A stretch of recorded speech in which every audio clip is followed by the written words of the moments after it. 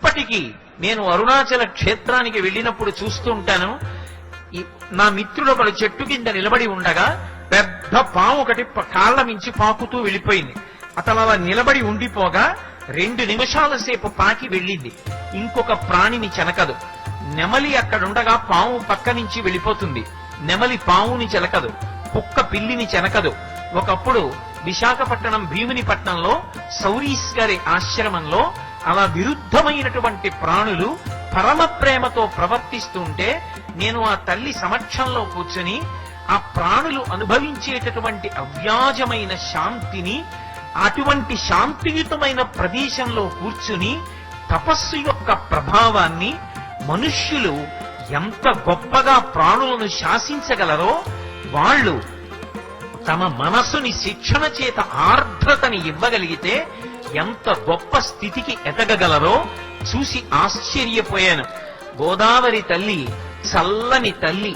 ఆ తల్లి నీరు తాగుతున్నాం. ఆ తల్లికి పుష్కరాలు జరుగుతున్నాయి. పుష్కర సంరంభం అంటే కేవలముగా ఏదో వచ్చి ఒక్కసారి స్నానం చేసి వెళ్ళిపోకుండా మనం మనసులో ఒక ప్రతిజ్ఞ చేసుకోవాలి.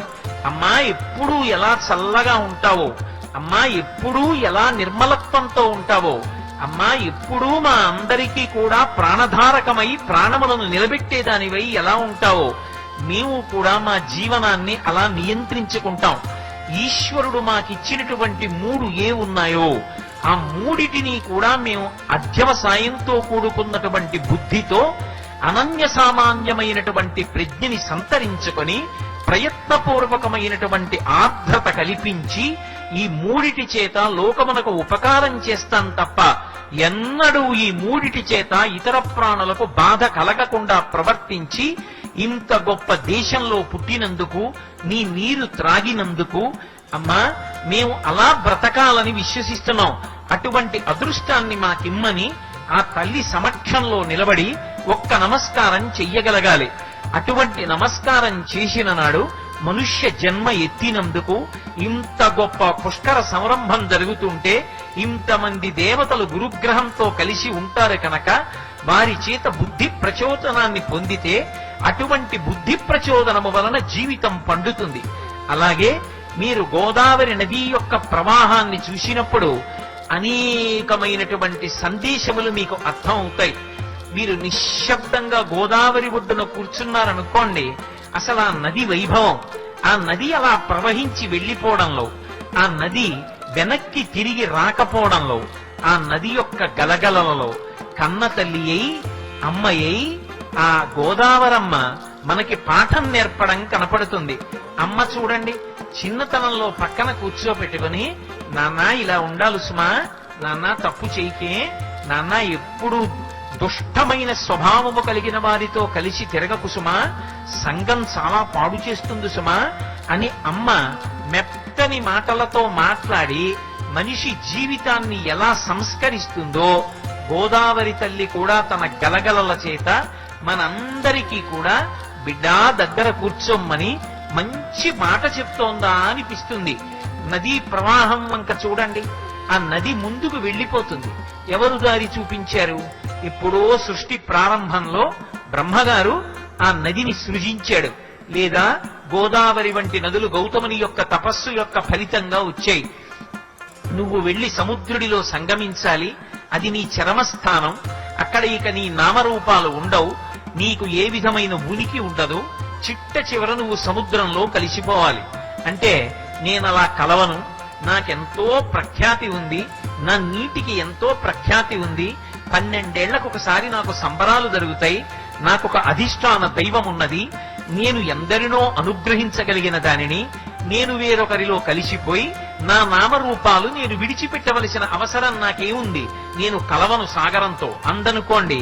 గోదావరి ఒక ప్రశ్నార్థకమైనటువంటి స్థితిలో నిలబడిపోతుంది. కానీ గోదావరి ప్రవహించి ప్రవహించి ప్రవహించి చిట్ట చివరికి ఏం చేసింది అంటే తన పేరుని తన రూపాన్ని వదిలిపెట్టేసింది. అది చివరి ప్రయోజనంగా వెళ్ళిపోయింది. అందుకే శంకరాచార్యుల వారు శివానందలహరి చేస్తూ ఒక మాట చెప్తారు. అంకోలం నిజబీజ సంతతి రయస్కాంతోఫలం సూచిక సాధ్వీ నైజ విభుం లతాక్షితురుహం సింధు సరిద్వల్లభం ప్రాప్నోతీహ యథా తథా పశుపతే పాదారవిందద్వయం చేతో వృత్తి రూపేత్య తిష్టతి సదా సా భక్తిరిత్యుచ్యతే అంటారు. ఆ నది ప్రవహించి ప్రవహించి ప్రవహించి సముద్రమునందు కలిసిపోతుంది. అయ్యో నేను తీయటి నీళ్లున్న దాన్ని ఉప్పగా ఉన్న నీళ్లున్న సముద్రంలో కలిసిపోతున్నాను అని బెంగ పెట్టుకోదు. ఒక్కసారి సముద్రంలో కలిసిపోయిందా మీరు ఇక గోదావరి నీటిని వేరు చెయ్యలేరు. తీయటి నీరు రమ్మంటే రాదు. ఇదిగో గోదావరి అని గుర్తుపట్టడం సాధ్యం కాదు. తన యొక్క పేరుని తన యొక్క రూపాన్ని విడిచిపెట్టి సముద్రంలో కలిసిపోవడమే తన చిట్ట చివరి ప్రయోజనంగా గోదావరి ప్రవహించి వెళ్ళిపోయింది. నీ జీవితానికి చిట్ట చివరి ప్రయోజనం కూడా బిడ్డడా ఇదే కావాలి. అమ్మ చిన్నప్పుడు పిల్లవాణ్ణి ఊయలలో పడుకోపెట్టి ఊపుతుంది. ఆనందాశ్రుభిరాతనోతి పులకం నైర్మల్యతశ్చాదనం వాచా శంఖ ముఖస్తైశ్చ జఠరాపూర్తిం చరిత్రమృతైః రుద్రాక్షైర్భసితేన దేవ వపుషో రక్షాం భవద్భవనాపర్యంకే వినివేశ్య భక్తి జననీం భక్తార్భకం రక్షతి అంటారు. ఆ తల్లి పిల్లవాణ్ణి ఒళ్ళో కూర్చోపెట్టుకుని గోరుముద్దలు పెట్టి ఆ పిల్లవాడికి అన్నం పెడుతూ ఉంటుంది. పెడుతూ ఉంటే వాడు అంటాడు, అమ్మ నాకు కథ చెప్పు అంటాడు. అమ్మ ప్రతిరోజు ఒక కథ చెప్తుంది. ఆ కథలో ఒక నీతి ఉంటుంది.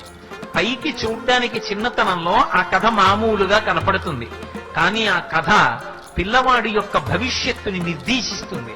అమ్మ పిల్లవాడికి అన్నం పెడుతూ అంటుంది, ఒరేయ్ వెనకటికి ఒక కాకి ఉండేదిరా అరణ్యంలో, అది ఒక మాంసం ముక్క తెచ్చుకుందిరా, అది నోటిలో కరుచుకుని ఉందిరా, నక్క జిత్తులో మారిదిరా, చెట్టు కిందకొచ్చింది, కాకి నోట్లో ఉన్న మాంసపు ముక్కని తస్కరించాలి, నక్క ఎగరలేదు, అందుకని కాకి బావా నువ్వు ఎంత బాగా పాట పాడతావో, నీ కంఠం ఎంత మధురంగా ఉంటుందో అని అందిరా. పిచ్చికాకి తన కంఠం బాగుంటుందనుకుని నక్క దగ్గర పాట పాడదామని కావు అందిరా. అలా అండంలో మాంసపు ముక్క కింద పడింది, నక్క నోట కరుచుకుని పారిపోయిందిరా అంటుంది. వాడి కిలకిలా నవ్వుతాడు, అన్నం తినేస్తాడు. అమ్మ ఆఖరి ముద్ద వాడికి దిగదుడిచి అంటుంది, కథ కంచికి మనం ఇంటికి అంటుంది. అందరి కథలు కంచికెళ్ళాలి. ఏమిటి కథ కంచికంటే, ఒరే ఒక్కొక్క జన్మ ఎత్తినప్పుడు నీకొక్క కథ ఉంది. చాగంటి కోటేశ్వరరావు వీడికో కథ ఉంది. ఏమిటా కథ అంటే, ఏదో ఫలానా అప్పుడు పుట్టాడు, ఫలానా ఊళ్ళో పుట్టాడు, వాడి తల్లిదండ్రులు వీళ్ళు, వాడు ఇలా పెరిగాడు, వాడేం పెద్ద చదువుకున్నవాడు కాదు, వాడేం పెద్ద విద్వాంసుడు కాడు, మరి ఎందుకు ప్రవచనాలు చేస్తాడు అంటే, ఓ 2 గంటల సేపు భగవంతుడి గురించి తప్పో ఒప్పో, వాడికి ఉచ్చారణ వచ్చో రాదు, ఆ భగవన్నామాన్ని పలికి భగవత్ కథ చెప్పి తాను తరించిపోదామని చెప్పుకుంటున్నాడు తప్ప తానెవరినో ఉద్ధరించగలనని